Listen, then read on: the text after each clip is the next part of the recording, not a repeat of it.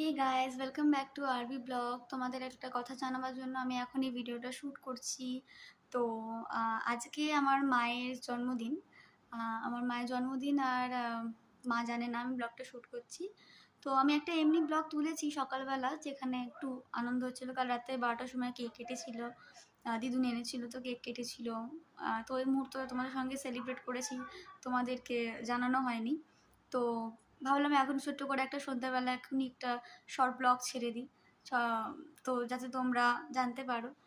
তো সকালবেলার ব্লগটা কালকে ছাড়বো, এডিট করতে হবে, অনেক কিছু করতে হবে। তো এখন ছোটো করে একটা ব্লগ ছাড়লাম। তো মা আহ, ওই ঘরে আছে। আর তোমরা সবাই আমার মাকে ব্লেসিংস করবে, আশীর্বাদ করবে।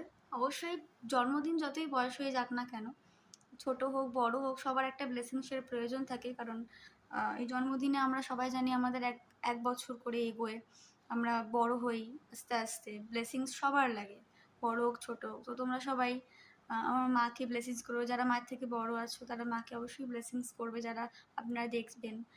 আর তো কাল রাতের বেলা একটু আনন্দ ছোট করেই, মানে আর কি, কেক কাটা হয়েছে আর কি। আজ দুপুরবেলা মায়ের মায়েরই পছন্দের খাবার হয়েছে, মানে এঁচোড়ের তরকারি হয়েছে, তারপরে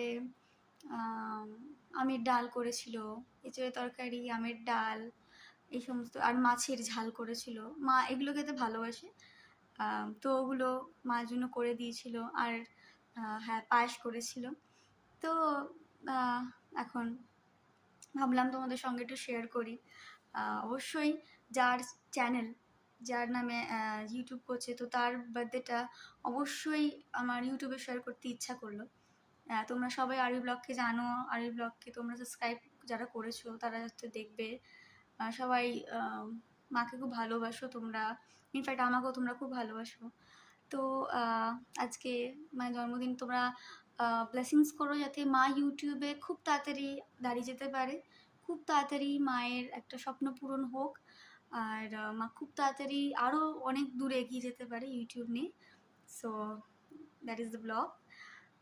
সো দেখা হবে পরের ব্লগটায়, তোমাদের ছাড়বো পরে, আজকে না কাল ছাড়বো।